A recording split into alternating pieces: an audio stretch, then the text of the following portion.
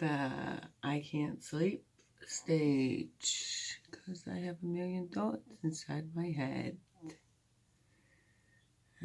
My hair looks kind of oily, but if it didn't look too oily, it would look too dry. And only every now and then does it look just right. Oh, can't seem to sleep. Thinking about everything. Thinking about how I'm gonna make it through these holidays and how I can't stand how religious people are and how God is nothing like them, and yet they try to choke God right out of you and just step on every last bit of, I don't know, just hope you have with all the religion and their toxic disgustingness of backstabbing and two-facedness. And then I think about how God is the only one that doesn't talk about me behind my back, at least not badly about me behind my back, because I'm sure everybody's talked about everybody behind the back in some bad way at some time, and then I'm like, damn, it seems like, like a hopeless charade of nonsensical bullcrap. See, I got that word nonsensical from my friend. I never used the word before, but I kind of like it, so. Oh, and I just look at myself right now and I'm like, why do I have all these answers and yet I don't apply them to my life? I don't know. It's like lately I've been hearing God talk to me and tell me what I need to do, but I know it's going to be hard, so I keep trying to avoid doing what I need to do. For example, him saying, you can't keep on depending on other people to hear a message from me. You need to actually open up your Bible and read for yourself so I can guide you and I can show you exactly what needs to be done. And he knows I've been waiting for healing, oh my gosh, since I was like 15 going on 16. Now I am 36. So it's been a long time that I've been waiting on healing, and I really, really, really need it. And I know he made a promise, and he keeps his promises. And I feel like he's been confirming in all different directions what I need to do. But I know how the devil attacks, and I know resist the devil and he'll flee from you. And yeah, it's a hard process, and it's really hard because sometimes I just want to not feel the process, not feel the pain or what it takes to get better. Like, I've gained so much weight, and sometimes I'm just like, I just want to eat what I want to eat. And I don't feel like exercising. But then I have to remind myself, if I don't go through the bad, I don't get to see the rewards and the benefits of the good, and there's probably no easy way out of this. So I have to come to the conclusion of being fed up. Am I fed up yet? I'm getting there. I'm truly, truly getting there. Especially with my own self-reflection. And I mean, I had to come to the point where I'm like, am I going to lose weight for me or for somebody else? And I think that's where I was in like a tug of war. Do I want it for me? Do I want it for them? Or what do I want it for? And then I went into another tug of war. Do I want God for me? Do I want God for them? What do I want? And I've come to the realization I 100% know that I not only want God, I absolutely need God for myself. Not some twisted scribe Pharisee God that's just horrible and you go through the motions and just do it because you have to, because you're afraid to go to hell and so on and so forth. And it's because for whatever reason, my first memory was not of earth. I actually remember floating in a bright white light. I remember talking to this being within this light and saying, this place is so wonderful, it's so beautiful, I never want to leave. And all of a sudden I was here. I was like, ooh, color. But, yeah, that was my first memory, and it was so vivid, and I know I was there. It wasn't a dream.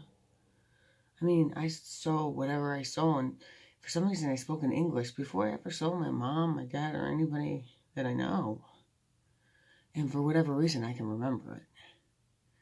So there must be some reason I can remember it. And then when I was a little girl, I used to raise my hands up to God in my bunk bed, and I could feel God touch me. Like I could see these like Casper the Ghost like fingers touch my fingers, and I'd feel this joy literally hit my chest and my heart, and I was always have tears roll down my face, and nobody knew but me and God. But I felt like I had such this great relationship with Him because I could be so real with God. And people yell at me for this. I'm like, okay, whatever. I was a kid. But if I was like angry and I was venting to God, I'd be like, this person's, hey, I mean, I'm sorry, God. I didn't mean to say that, but you know how I felt anyways. And it would just come out because it was just like such a real relationship with Him because He was my best friend.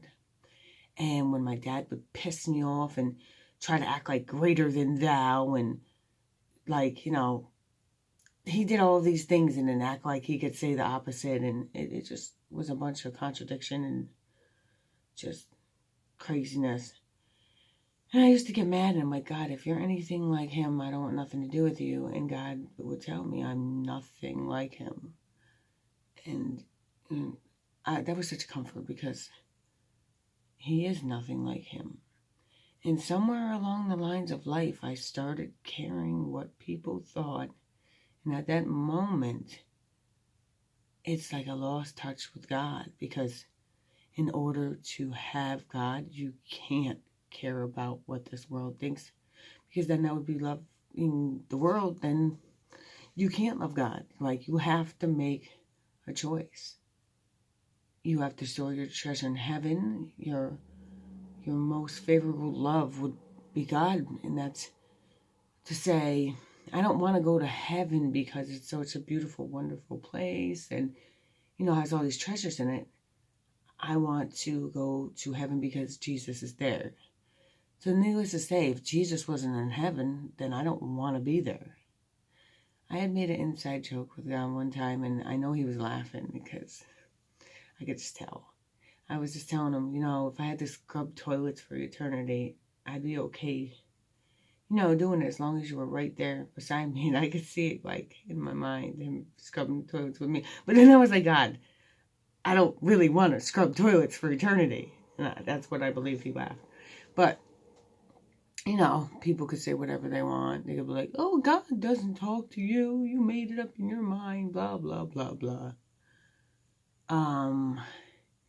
Yeah, scribes and Pharisees, take it and shove it, because you don't know what me and God do, and it's not biblical.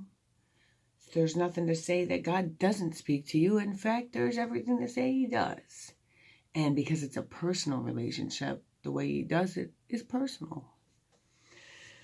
I don't know, I just have so much going on through my mind, and I'm just like, God, how do I get out of this rut of religion that tells you gotta act a way, you know, a certain way, be a certain way, or abide by the rules of man? And I'm like, how are you gonna mix the world and God together when God said, you know, his ways are not our ways, and then sit there and act like you can do that? I'm like, no, it doesn't make any sense. And it's like, it's such a burden. You know, and my mind always goes blank when in the most important times, it really goes blank. You know, sometimes I don't even want to get on here because I don't always remember the scriptures that I should remember. And then when I get off, I do, because it's just the way it happens. I suffer from CRS, can't remember, you know. So I guess this is just my, oh, I don't even know what time it is. Midnight, no, past that, 2 o'clock venting session on YouTube. Tell the world. I don't know. But I'm sure somebody somewhere feels the way I do. You just can't sleep and you just want to speak what's on your mind and release everything inside because you just don't know why you feel the way you do. I mean, I kind of have some hints to why I do. I don't feel like life went the way I thought it would or expected it to. But then when I think about coming into this world, did I really have any expectations? No. But the world tried to give me so many unrealistic expectations that I'm trying to live up to, but I don't know why I'm trying to live up to them. Because I think it's kind of like they're trying to shape what I'm supposed to want or supposed to need or care about. And in reality, I think God's expectations are far greater and better. And I mean, He offers forever. This world offers absolutely nothing but pain, sorrow, and selfishness. And you're never good enough. And you'll never be good enough. And why even bother? Where God offers so much more than that. Peace, joy, comfort, things that money can't buy. So it should be the logical, reasoning that you would pick Jesus. But it doesn't work like that, I guess. Because in the unseen realm of misery, or whatever you want to call it, where demons really do exist, and I've encountered some, so I definitely know that to be true. Because everybody thinks all these mental disorders are something other than they are. They're really just demonic. Heavily, heavily demonic. And you can be set free from forever. Just like people think that addictions have to be forever, but they're also demonic. I know because I'm coming out of that. And coming out of a lot of different mental BS too. And I know that God can take me from darkness and put me into light and give me back clarity. Take away confusion and make everything right.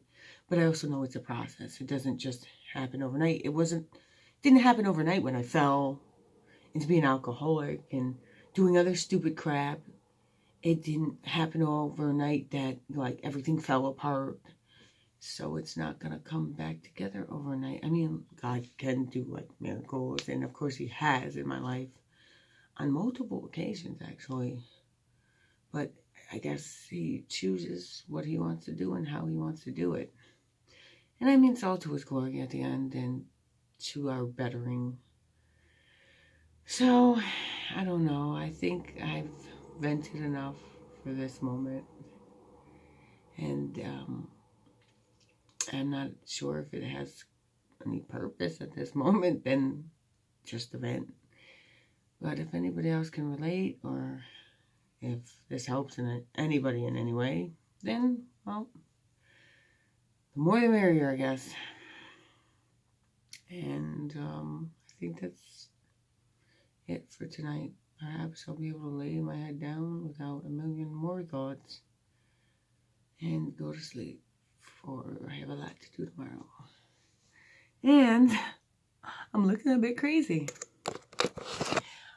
Prayers would be appreciated that I get it together and I get the strength to be sick and tired of, well, the me I look at, because I know I can be better, and all I have to do is really, really believe it.